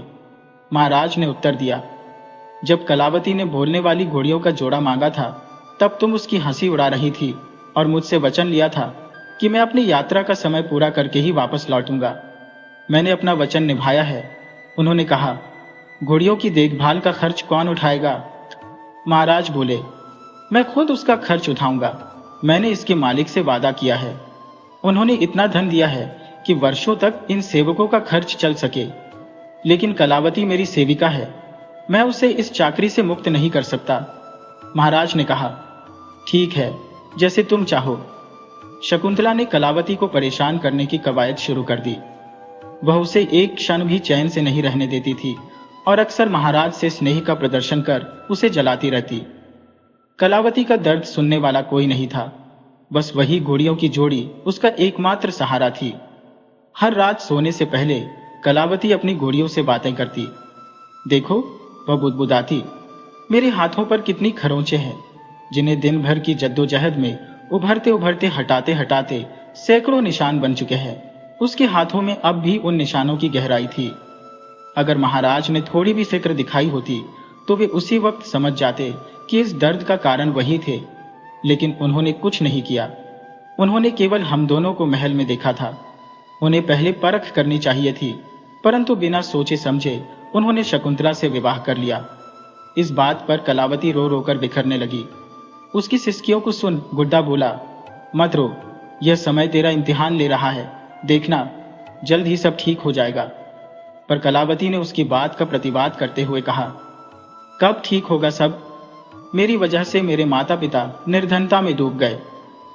तुम लोग भी मुझसे जुदा हो गए। शायद मेरे माता पिता ने मुझे अपनी दरिद्रता में तुम्हें भी बेच डाला होगा। भगवान मेरे माता पिता की रक्षा करें, न जाने वे किस हाल में होंगे। वह अपने माता पिता को याद कर आंसुओं में डूब गई। यहाँ 2 वर्ष हो गए और अब 6 महीने और बीत चुके हैं। शकुंतला मेरी हर शांति छीन चुकी है। वह मेरे दिल पर मानो सुइयां चुभोती रहती है। काम का दर्द सह लेती हो, पर महाराज के प्रेम प्रदर्शन के बीच जब वह उसे जलाती है तब असह्य पीड़ा होती है। आखिर कब सब ठीक होगा? गुड्डा हमेशा की तरह वही जवाब देता, वक्त पर सब ठीक हो जाएगा। पर घोड़िया चुपचाप पड़ी रहती, मानो वह निर्जीव हो। महाराज की आंखों से शकुंतला की क्रूरता छिपी नहीं थी, लेकिन फिर भी शकुंतला का बोझ सहने के लिए वे विवश थे। एक दिन शकुंतला ने काम में गलती पर कलावती को थप्पड़ जड़ दिया। कलावती आहत मन से अपने कक्ष में भाग गई। दरवाजा बंद कर फूट फूट कर गुड्डे गुड़िया के सामने रोने लगी। उसने कहा, शकुंतला का मेरे प्रति व्यवहार मेरे लिए सहनशीलता की परीक्षा बन चुका है। आज उसने मुझे भोजन लाने को कहा और जब मैं थाली लेकर पहुंची तो महाराज उसके प्रेम में खोए हुए थे। यह दृश्य मेरे सहन के बाहर था। थाली मेरे हाथों से गिर गई। शकुंतला ने मुझे थप्पड़ रसीद कर दिया। वह शायद और भी मारती, लेकिन महाराज ने उसे रोक लिया। सच कहूं तो अब सहन शक्ति जवाब दे चुकी है। जीवन का हर उत्साह समाप्त हो चुका है। वह रोते रोते सो गई। गुड़िया भी तब चुप्पी साधे रहती और कलावती हर सुबह उसी से सवाल करती, कब सब ठीक होगा? इस घटना ने उन्हें भीतर तक झकझोर दिया। जैसे ही वे कलावती के कक्ष से बाहर निकले, मन व्यथित था। रात के सन्नाटे में महल के दूसरे हिस्से में टहलने लगे। अनायास ही उनके कदम फिर से कलावती के कक्ष की ओर बढ़ चले। वहीं से एक धीमी फुसफुसाहट उनके कानों में पड़ी। वे जैसे ही अंदर झांके, उनके नेत्र विस्मय में ठहर गए। गुड्डा और गुड़िया आपस में बातचीत कर रहे थे। कलावती के कहने पर उन्होंने गुड्डा गुड़िया तो खरीद लिए थे, परंतु उन्हें यह यकीन न था कि निर्जीव प्रतिमाएं भी बात कर सकती हैं। गुड़िया अपने नन्हे हाथों को कमर पर रखकर गुड्डे से शिकायत कर रही थी, तुम्हें आखिर कब लगेगा कि सब ठीक हो जाएगा?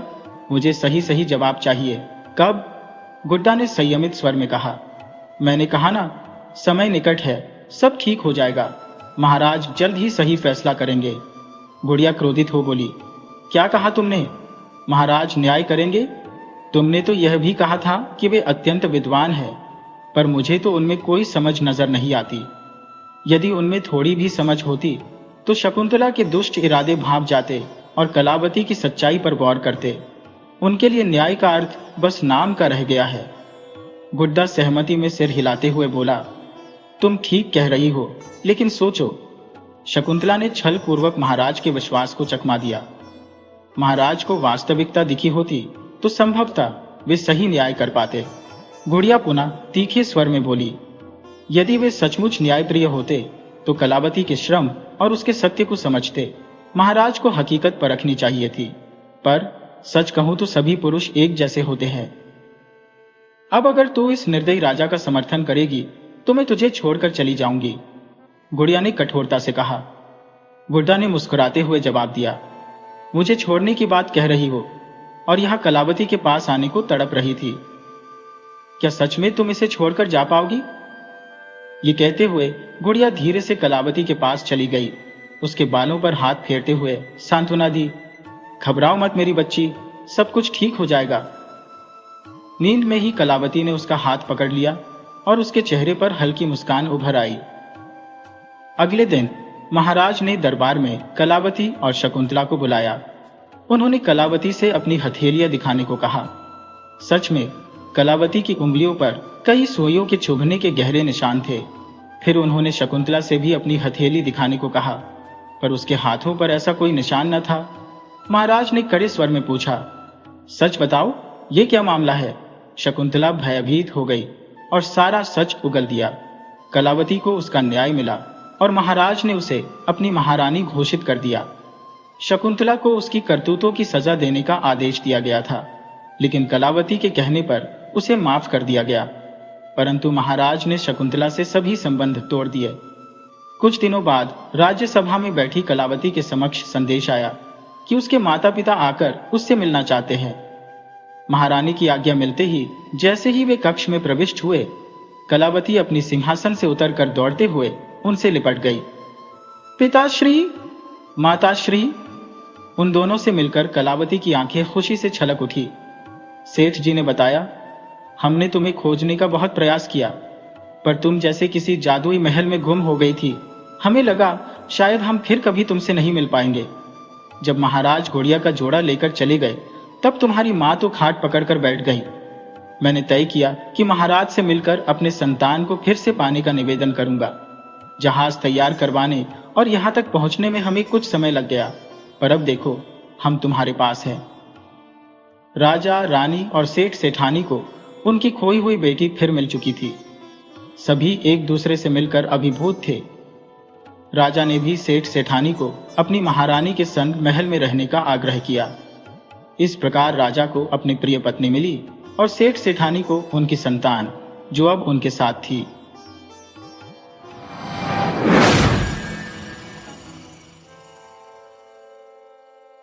माधव और राधिका दोनों गोविंदपुर गांव के बाशिंदे थे और वहीं की सरकारी पाठशाला में पढ़ते थे। संयोग से दोनों एक ही कक्षा में थे और माधव राधिका को पढ़ाई में मदद कर रहा था। वे दोनों प्रथम कक्षा में थे, जहां राधिका ने उलझन में माधव से पूछा, माधव, मैं क्या करूं? माधव ने हंसते हुए कहा, अरे राधिका, बस 2 का पहाड़ा इस तरह पढ़ कि वह 6 से आगे न बढ़े। राधिका ने पहाड़ा शुरू किया। 2 एकम 2, 2 दूनी 4। और 8 पर पहुंचते ही माधव ने उसे रोका। अरे, ये 8 क्यों पढ़ लिया? राधिका ने भोलेपन से जवाब दिया। तुमने ही तो कहा था कि 6 से आगे नहीं जाना। इस पर माधव ने मुस्कुराते हुए कहा, 6 पर रुकना था, फिर दाईं ओर 3 लिखना था और नीचे 6। अब 6 में से 6 गया तो क्या बचा? राधिका ने तुरंत कहा। 0। माधव ने उसकी प्रशंसा करते हुए कहा, शाबाश, ऐसे ही बाकी सवाल करने हैं, और अगर समझ ना आए तो मेरे घर आ जाना, मैं सारा गृह कार्य समझा दूंगा। दोनों घर की ओर चल दिए। राधिका उम्र में माधव से 1 साल बड़ी थी, परंतु माधव हमेशा खुद को बड़ा समझता था। गोविंदपुर की उस सरकारी पाठशाला में सभी विद्यार्थी जमीन पर बैठकर पढ़ते थे। यहाँ अंग्रेजी स्कूलों जैसी कुर्सियां और मेजें नहीं थी, बल्कि प्राकृतिक परिवेश में अनेक वृक्षों से घिरे हुए बच्चे पढ़ाई करते थे। इन वृक्षों के नाम और उनकी पत्तियों की पहचान करना बच्चों को अच्छी तरह आता था, और वे नाम देखकर ही पहचान लेते थे कि कौन सा पेड़ कौन सा है। शहरी बच्चे शायद ही आम के पेड़ को असलियत में देख पाते हो, क्योंकि उनके लिए आम का पेड़ किताबों में एक तस्वीर मात्र होता है। लेकिन राधिका और माधव के घर पास पास थे, और ये दोनों बचपन के अभिन्न साथी थे। माधव का जन्म ठाकुर परिवार में हुआ था, वहीं राधिका जाटव जाति से थी। माधव का रंग सांवला था, जबकि राधिका का रंग गोरा था। बचपन से ही दोनों का साथ कुछ ऐसा था कि उनके दोस्त बनने का एक विशेष क्षण बताना कठिन है, जैसे वे सदा से साथ थे। एक दिन दोनों स्कूल के रास्ते में थे और सड़क पर बारिश का पानी भरा था। पानी देखकर राधिका ने फिर सवाल किया, माधव, अब मैं क्या करूं? अगर पानी में से जाऊंगी तो जूते मोजे भीग जाएंगे और फिर पूरे दिन ऐसे ही रहना पड़ेगा। माधव मुस्कुराते हुए बोला, अरे, इसमें क्या करना है? जूते मोजे उतारकर हाथ में पकड़ ले और रामाश्रय चाचा के घर के बाहर वाले नल पर पैर धो लेना, फिर जूते मोजे पहन लेना, इससे वे गंदे भी नहीं होंगे। राधिका ने वही किया और समस्या सुलझ गई। राधिका के लिए जैसे हर समस्या का समाधान माधव ही था। चोट लगने पर या किसी उलझन में उसकी जुबान पर एक ही सवाल होता, माधव, मैं क्या करूं? समय बीतता गया और राधिका बड़ी हो गई। अब घर के काम भी सीखने लगी थी। एक बार जब वह रोटी बना रही थी तो रोटी तवे पर जलकर चिपक गई। उसने अपनी आदत से मजबूर होकर फिर से कहा, माधव, अब मैं क्या करूं? तभी उसकी मां ने आंगन से ही उसे टोका, अरे, रोटी बनाना भी माधव से ही सीखेगी क्या? जल गई रोटी उतार कर गाय को दे दे और तवा खुरच कर दूसरी रोटी सेक ले। गांव में 8वीं कक्षा तक ही स्कूल था, इसलिए माधव पढ़ाई के लिए शहर चला गया, जहां वह अपने मामा के घर रहने लगा। राधिका की पढ़ाई 8वीं कक्षा के बाद समाप्त हो गई और अब उसे घर के कामकाज और परिवार की देखरेख की शिक्षा दी जा रही थी। जब कभी माधव छुट्टियों में गांव आता तो दोनों अपने खाली पल साथ बिताते। एक बार जब वो पेड़ से कूद रही थी तो उसकी हवाई चप्पल टूट गई। हाथ में टूटी चप्पल पकड़े राधिका ने फिर वही सवाल किया, माधव, अब मैं क्या करूं? वे दोनों माधव के मामा जी के आम के बाग में आम खाने आए थे, जहां उन्हें कभी किसी ने रोकने की जरूरत महसूस नहीं की थी। ठाकुर साहब के इकलौते भांजे होने के कारण माधव को बाग में पूरी आजादी थी। ठाकुर साहब, जो इस छोटे से आम के बाग और थोड़ी सी खेती के मालिक थे, ने अपनी जमीन को पट्टे पर दे रखा था। उनकी बहन और उनके बेटे माधव से उन्हें गहरा स्नेह था। उनकी अपनी 2 बेटियां थी, जो उम्र में माधव से बड़ी थी और उसे सगे भाई जैसा मानती थी। माधव के पिता के निधन के बाद वह अपने बड़े मामा के साथ रहने लगा था। छोटे मामा शहर में कामकाज करते थे और खेती से दूर थे, इसलिए अपनी जमीन भी उन्होंने किराए पर दे रखी थी। माधव ने राधिका की टूटी चप्पल को ध्यान से देखा और कहा, ठहर, इसे ठीक करता हूं। बिना चप्पल के पैरों में कांटे चुभ सकते थे, जो उन्हें घायल कर देते। माधव ने अपनी जेब से रुमाल निकाला, उसे चप्पल के तले में एक छेद में डाला और एक सिरा ऊपर बांध दिया, जबकि दूसरा सिरा तले के साथ कसकर गांठ दी। मुस्कुराते हुए बोला, लो, अब काम चलाओ चप्पल बन गई तुम्हारी। राधिका ने हंसते हुए कहा, वाह माधव, तू तो शहर जाकर बड़ा सयाना हो गया है। माधव मुस्कुराते हुए बोला, अरे चल झूठी, मैं तो हमेशा से ही समझदार था। तू ही है जो हर बात पर माधव मैं क्या करूं, कराग अलापति रहती है। ये सुनकर दोनों हंस पड़े। कुछ दिनों बाद माधव अपनी छुट्टियां बिताकर फिर से पढ़ाई के लिए शहर लौट गया। इस बार राधिका का विवाह नजदीकी गांव के एक संपन्न परिवार के सबसे बड़े बेटे के साथ तय कर दिया गया था। उसका नाम जीवन था, जो उम्र में राधिका से 10 साल बड़ा था और शहर में जूतों की दुकान का मालिक था। उसकी अच्छी आमदनी के चलते परिवार की जिम्मेदारी भी उसी के कंधों पर थी। उसके पिता का देहांत हो चुका था, बहन का विवाह हो गया था और 3 भाइयों में से 2 भाई उसकी मदद करते थे। सबसे छोटा भाई अपनी मां के साथ गांव में रहता था। जीवन ने अपनी बहन का विवाह बड़े दहेज के साथ किया था और उसकी मां यह बात राधिका के परिवार को बताना नहीं भूली जब वह राधिका को देखने आई। अगले वर्ष माधव जब गांव लौटा तो राधिका ने वही सवाल दोहराया, माधव तू ही बता, मैं क्या करूं? माधव ने जवाब दिया, अरे राधिका, तेरे माता पिता ने जो रिश्ता चुना है यकीनन वे तेरी भलाई ही चाहते होंगे। हमें अपने माता पिता पर भरोसा रखना चाहिए। तू उनकी बात मानकर शादी कर ले। आखिर हर लड़की को एक दिन ससुराल जाना ही पड़ता है। राधिका ने फिर मुस्कुराते हुए पूछा, अच्छा तो तू कब शादी करेगा?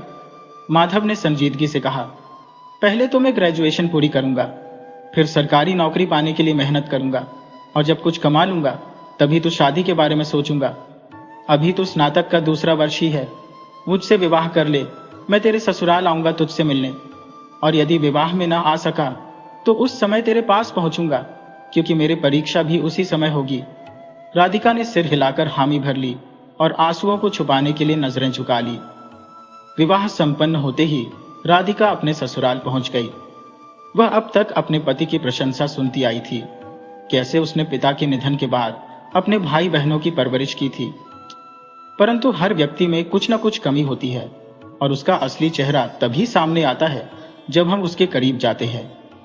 सुहागरात में ही उसके पति के मुख से उठती तीव्र दुर्गंध ने राधिका को साफ संकेत दिया कि उसका पति मदिरा पान का आदी था।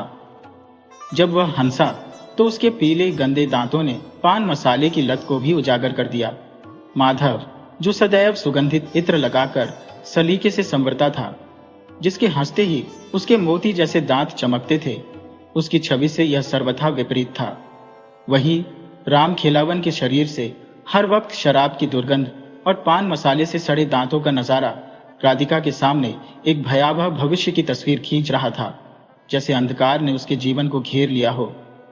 अपनी प्यास बुझाकर वो मुंह फेर कर सो गया। अगले ही दिन से जब राधिका की मेहंदी का रंग भी फीका नहीं पड़ा था, उसकी सास ने उसे पूरे घर के काम में झोंक दिया। अपनी बीमारी और उम्र का बहाना देकर सास ने राधिका के कंधों पर घर का पूरा भार डाल दिया। राधिका बिना किसी शिकायत के एक मशीनी लय में काम करती रही, मानो उसके भीतर से जीवन का कोई अंश ही शेष न रहा हो। कोई भी कुछ कहता, वह बिना प्रतिवाद किए सिर्फ आदेश का पालन करती रहती थी। लेकिन ऐसी कठिनाई में भी माधव की याद उसके मन में अटूट थी। जब कभी उससे कोई चूक होती तो वो फुसफुसाकर कहती, माधव मैं क्या करूं? राधिका की सास ताना मारते हुए कहती, माधव को बुला ले ऊपर से, वही तुझे गुण सिखाएगा। तेरी माँ ने कुछ सिखाया है भी या नहीं? राधिका का पति कभी शहर में काम करता तो कभी गांव में आकर आराम फरमाता। नई नई शादी थी, इसलिए उसकी माँ भी उसे कुछ कहती नहीं थी। शहर की दुकान अधिकांशतः उसके दोनों छोटे भाई ही संभालते थे। माधव ने जैसा वादा किया था, समय मिलते ही वह राधिका से मिलने ससुराल आ पहुंचा।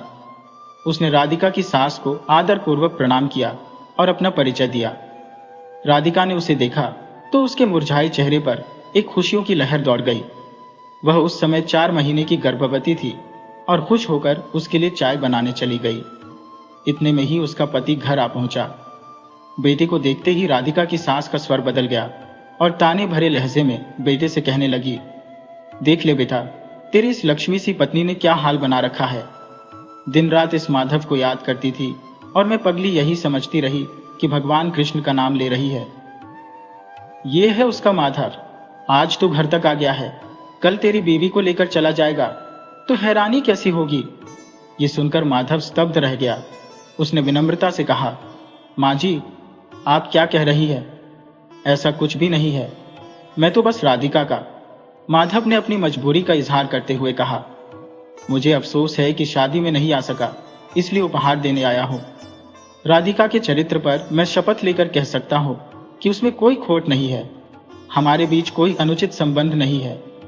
तभी राधिका के पति ने गुस्से में कहा, तो तू ही है माधव, जिसका नाम ये दिन रात लिया करती है। अगर खुद की भलाई चाहता है तो यहां से निकल जा। कहते हुए उसने माधव के बालों को पकड़कर झटका दिया, जो नशे में था। माधव ने खुद को छुड़ाते हुए कहा, यदि मुझे पता होता कि मेरे आने से ऐसा बवाल होगा तो मैं कभी नहीं आता। कृपया मुझे माफ कर दीजिए। राधिका, जिसकी आंखें अश्रुओं से भर आई थी, बस इतना ही कह सकी, माधव, मैं क्या करूं? उसकी सास ने ताना मारते हुए कहा, हाय राम, अपने यार से पूछ रही है कि क्या करना चाहिए? अब गांव भर में हमारी क्या इज्जत रह जाएगी? गुस्से में पति ने कहा, अब ये माधव माधव पुकारना बंद कर और ये रोना धोना छोड़ दे। क्या तुझे इतनी समझ नहीं कि यही तेरा परिवार है, यही तेरा कर्तव्य है? राधिका ने धीमे से सिर हिलाते हुए हामी भर दी। माधव बिना कोई और बात कहे वहां से चला गया और राधिका ने तब तक उसे जाते देखा जब तक वो उसकी नजरों से ओझल नहीं हो गया। पति ने राधिका को अंदर खींचते हुए कहा, चल, तुझे सब समझाता हूं। माधव ने एक बार भी पीछे मुड़कर नहीं देखा, मानो वह पहले ही ओझल हो गया हो। उसके भीतर एक विचार उमड़ रहा था, यदि उसे पहले ही यह आभास होता तो वह यहां कभी कदम न रखता। उसे तो कल्पना भी नहीं थी कि उसके आने से ऐसा कोई बड़ा बखेड़ा खड़ा हो जाएगा। माधव बिना कुछ कहे मौन साधे शहर लौट गया। राधिका के लिए उस दिन से जो विशेष आवभगत का सिलसिला आरंभ हुआ, वह अब नित्य का नियम बन गया। राधिका को कभी मूर्ख तो कभी चरित्रहीन, कभी अज्ञानी और कभी पागल करार दिया गया। लोग उसकी खिल्ली उड़ाने में कोई कसर नहीं छोड़ते, परंतु माधव की यादें उसकी जुबान से दूर नहीं जा सकी। उसकी सास, जो माधव के नाम का अर्थ उसकी जुबान पर लाती थी, जैसे ही किसी बात का इल्म होता, अपनी बहू पर अपशब्दों की वर्षा करने लगती। पति भी इस कदर रुष्ट होता कि राधिका पर ताने कसता, मानो वो उसकी दोषी हो। कृष्ण का पर्यायवाची शब्द माधव अब उनकी शब्दावली से मिट चुका था। अब माधव का बस एक ही मतलब था, राधिका का यार। इस दौरान राधिका 2 बच्चों की मां बन चुकी थी। समय अपनी रफ्तार से गुजर रहा था। जैसे जैसे बच्चे बड़े होते गए, अपने पिता और दादी से वही कटु शब्द सुनते और बिना समझे बूझे उन्हें दोहराने लगे। राधिका की दृष्टि में वह स्वयं एक निरीह प्राणी थी, जबकि दूसरों की निगाह में एक अदूरदर्शी स्त्री मात्र। उसके पति और ससुराल वाले उसे कभी समझ ही नहीं सके, मानो वह बोझ हो जिसे विवश होकर वहन करना पड़ रहा हो। अगर कोई और होता तो उसे कब का घर से बाहर कर देता। यह कहने से वे पीछे नहीं हटते। राधिका बिना कोई शिकवा किए अपने कर्तव्यों का पालन करती रही। बच्चों पर कभी हाथ ना उठाया और न कभी कठोरता दिखाई। विवाह के कुछ वर्ष पश्चात उसकी मां का निधन हो गया और तब से राधिका ने मायके की ओर कदम नहीं रखा। पति के दोनों भाई अब शहर में बस चुके थे और सबसे छोटा भाई सब्जी की ठेली लगाने लगा था। राम खेलावन मां की देखभाल के लिए गांव में ही रुक गया, जहां उसने खेतों में मजदूरी की और ईंट के भट्टों पर काम किया। धीरे धीरे उसे मनरेगा के तहत सरकारी काम भी मिलने लगा, जिससे उसकी आमदनी ठीक ठाक हो गई। इसी बीच गांव की एक विधवा से राम खेलावन को प्रेम हो गया और उसने उसे अपने घर में जगह दे दी। अब राम खेलावन को राधिका की जरूरत नहीं रही। विधवा जवान और सुंदर थी और राम खेलावन को अपने वश में करने के सारे गुण जानती थी। राधिका ने कभी विरोध नहीं किया, बस अपने दायित्व निभाती रही, मानो वह एक मशीन हो। फिर भी एक दिन आधी रात को राम खेलावन ने उसे बेरहमी से पीटकर घर से निकाल दिया। राधिका के रोते रोते मुंह से एक ही बात निकलती रही, माधव, मैं क्या करूं? यह जुमला वो बार बार दोहराती रही, जिसने उसके जीवन को उलझन और संताप से भर दिया था। परंतु यदि माधव कभी उससे न मिला होता या वह उस जुमले का सहारा न लेती, तो क्या उसका जीवन सुखमय हो सकता था? क्या उस पर कोई दयालुता दिखाता? राधिका बेबस होकर गांव दर गांव भटकती रही। कभी किसी ने कुछ दे दिया तो खा लिया, अन्यथा पानी पीकर दिन काट दिए। पैरों की डालियां पकड़े वह बचपन की तरह झूमती, ठोकर खाती, गिरती, पर मुस्कुराती और कहती, माधव, मैं क्या करूं? यही उसका सहारा था और इसी के साथ वह एक फकीर की भांति जीवन को जीती रही। हमारे देश की जीवनदायिनी नदियां ऐसे फकीरों को मुफ्त में जल प्रदान करती ही हैं, और वही जल उसके अस्तित्व को साधे हुए था। गांव के नन्हे बच्चे कभी राधिका पर पत्थर उछालते, कभी उसका मजाक उड़ाते हुए उसके पीछे चलते। वहां उनके संग हंसती, उछलती कूदती, पर फिर अचानक उसका चेहरा उदासी में डूब जाता और वह अपना वही पुराना जुमला दोहराने लगती, माधव, मैं क्या करूं। महीनों की पैदल यात्रा के बाद वह एक छोटे से गांव महेवा में जा पहुंची, जो जमुना नदी के किनारे बसा था। गांव के डाकखाने में बड़े बाबू अपने कमरे में दिन भर का काम समेट रहे थे, जब बाहर की हलचल ने उनका ध्यान खींचा। उन्होंने अपने चपरासी हरिया से पूछा, बाहर क्या हो रहा है? हरिया ने कहा, बड़े बाबू, एक पगली न जाने कहां से आई है। बच्चे उसका मजाक उड़ा रहे हैं और उस पर पत्थर फेंक रहे हैं। बेचारी को एक पत्थर लग भी गया है। कुछ लोग बच्चों को डांटकर भगा रहे हैं। बड़े बाबू ने कहा, अच्छा, बच्चों की शरारत का कोई ठिकाना नहीं। उस औरत का नाम मालूम हुआ? हरिया बोला, नहीं बड़े बाबू, कोई नहीं जानता वह कौन है या कहां से आई है। बस बार बार यही कहती रहती है, माधव, मैं क्या करूं। इसीलिए सबने उसे माधव कहना शुरू कर दिया है। ये सुनते ही बड़े बाबू की हालत बिगड़ गई और वह कुर्सी पर ढह गए। हरिया घबराते हुए उनके पास दौड़ा और सहारा देकर उन्हें संभालने की कोशिश की।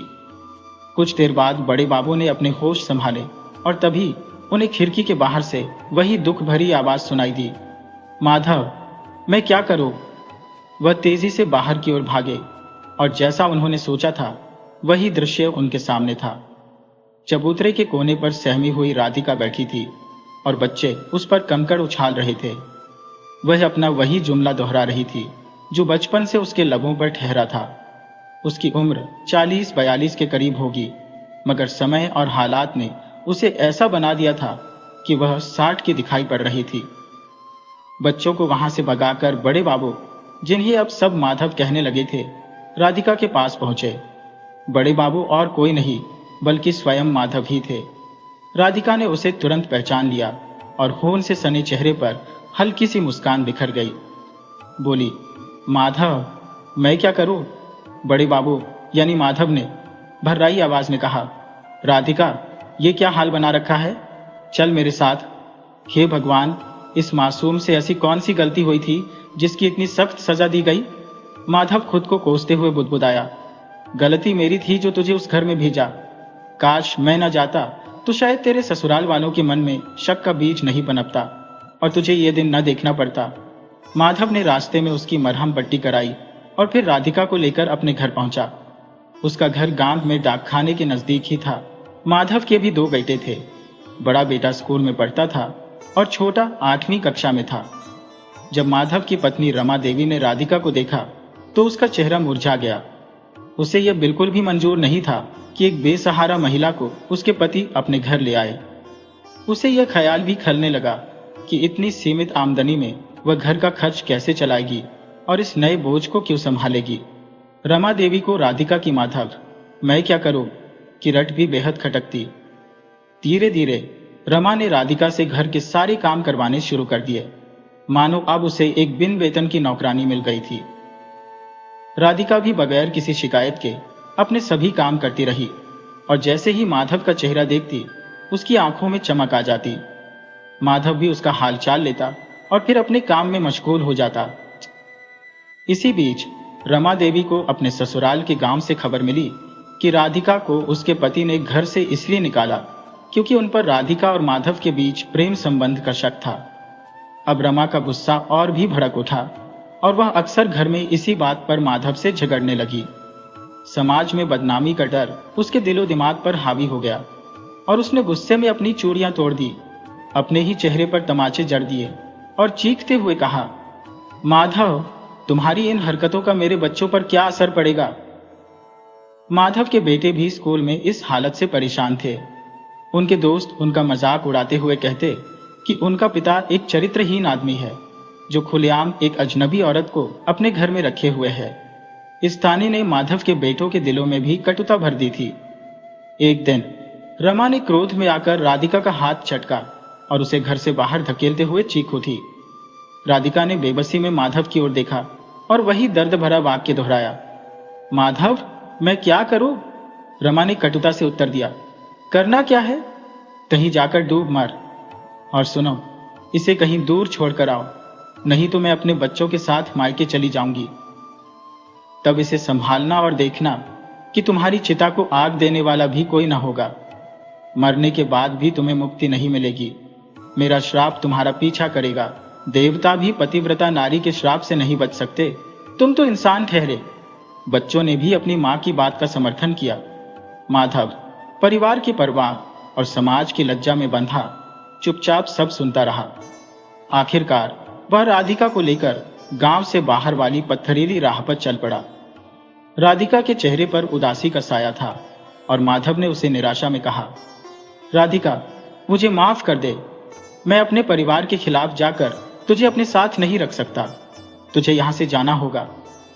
राधिका ने उसकी आंखों में झांकते हुए रुंधे स्वर में कहा, ठीक है मैं चली जाती हूं, लेकिन उसने फिर वही बात दोहराई, माधव मैं क्या करूं? इस पर माधव झल्ला उठा और बोला, जाकर इस नदी में डूब मर। पगली कहीं की, मूर्खता ही तेरे जीवन का हिस्सा रही है। काश मेरे नाम की रट लगाने के बजाय तू अपने पति का नाम लिया करती तो तेरा उद्धार हो गया होता। अब यहां से भाग जा। गुस्से में भरा माधव तेजी से मुड़कर वापस गांव लौट गया।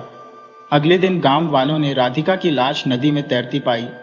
जब माधव को इस घटना का समाचार मिला तो उसके दिलो दिमाग पर मानो वज्रपात हुआ।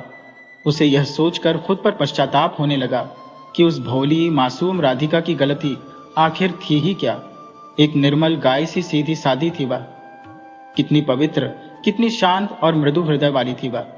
फिर क्यों माधव का नाम लेने का उसे ऐसा कठिन दंड मिला? क्या वह नाम केवल माधव का था? क्या कृष्ण का नाम भी माधव नहीं था? फिर मीरा जो कृष्ण भक्ति में विलीन थी, उसे तो उसके ससुराल ने कभी दुत्कारा नहीं।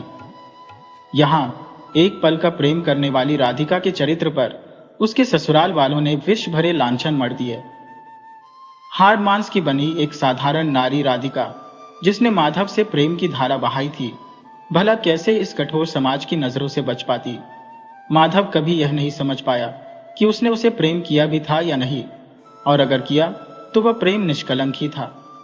राधिका उसके लिए मित्र समान थी, बहन जैसी प्यारी थी और बेटी के समकक्ष आदरणीय थी। जब भी राधिका ने उसे सहायता के लिए पुकारा, माधव ने उसे बड़ा समझते हुए उसकी हर समस्या का हल तुरंत खोज दिया। उसे राधिका का सान्निध्य भाता था, परंतु उसकी ओर उसने कभी दुर्भावना से नहीं देखा। फिर भी यह समाज जो हर दिल की परतों में झांकने का दावा करता है, कैसे उसके मन की निस्वार्थ भावनाओं को दूषित समझ बैठा? क्या वे सचमुच किसी के हृदय में झांकने की क्षमता रखते हैं, जो उन्होंने ऐसा गलत अर्थ लगा लिया? माधव को आत्मग्लानि से मन जलने लगा। अपनों की अवहेलना से बचने की चाह में वह राधिका की अंतिम यात्रा में भी सम्मिलित नहीं हुआ। उसकी देह रीति रिवाजों संग अग्नि को समर्पित कर दी गई। इस विचार में डूबा माधव अब भी सोचता है कि यदि वह राधिका के ससुराल न गया होता तो शायद यह त्रासदी टल सकती थी। अपनी उसी गलती के बोझ तले पिसता माधव अब न भोजन ग्रहण कर पाता था, न ही ऑफिस में अपना काम ठीक से कर पाता। उसकी उदासी और लाचारी के कारण अधिकारी उससे रुष्ट रहने लगे और कुछ जलन रखने वालों ने उसकी शिकायतें उच्चाधिकारियों तक पहुंचाई। अंततः उसे नौकरी से निलंबित कर दिया गया। माधव की पत्नी ने ताने देकर उसके दिल पर वार किया। कहने लगी, क्यों नहीं तुम अपनी प्रेमिका के साथ कहीं डूब कर मर जाते? कम से कम इससे सरकार तुम्हारी नौकरी मेरे बेटे को दे देगी और मेरे बुढ़ापे का सहारा हो जाएगा। अगर नौकरी भी चली गई तो हम कहां जाएंगे? जिस दिन माधव को दोबारा नौकरी मिली, उसके 2 दिन बाद ही उसकी लाश उसी नदी में तैरती मिली। वह अपने अपराध बोध के बोझ तले घुटता रहा और अंततः अपने पुत्र के लिए नौकरी की स्थिरता सुनिश्चित कर खुद को इस दुनिया से मुक्त कर गया। शायद वह अब उस जगत में जा पहुंचा जहां बेबी राधिका के साथ कोई उनके रिश्ते पर सवाल उठाने वाला नहीं होगा। वहां माधव अब राधिका का हमेशा के लिए ख्याल रख सकता था। गांव के लोगों ने उनके असीम प्रेम की स्मृति में नदी किनारे एक राधा माधव का मंदिर बनवाया, जो धीरे धीरे दूर दूर के गांवों से भक्तों के लिए श्रद्धा का केंद्र बन गया। रामा देवी अब रुक्मिणी देवी के नाम से पहचानी जाने लगी। जैसे कृष्ण और राधा ने युगों तक जन्म लिया परंतु कभी एक नहीं हो सके, वैसे ही यह प्रेम कहानी भी कालजयी बन गई। यह भी कृष्ण की कोई दिव्य लीला ही प्रतीत होती है, जहां माधव और राधिका की प्रतिमाएं नहीं बल्कि कृष्ण राधा की मूर्तियां स्थापित की गईं। जो पुत्र कभी अपने पिता से लज्जित थे वे अब उन्हें सम्मानित शब्दों से पुकारने लगे। ये कहानी राधा कृष्ण की महाकथा के समान अमर हो गई और रुक्मिणी देवी, जिन्हें समाज ने जीते जी रिश्ते पर कलंक का टीका लगाया था, स्वयं को इस पवित्रता से धन्य मानने लगी। मंदिर के बाहर एक पत्थर पर आज भी शब्द अंकित है, माधव मैं क्या करूं।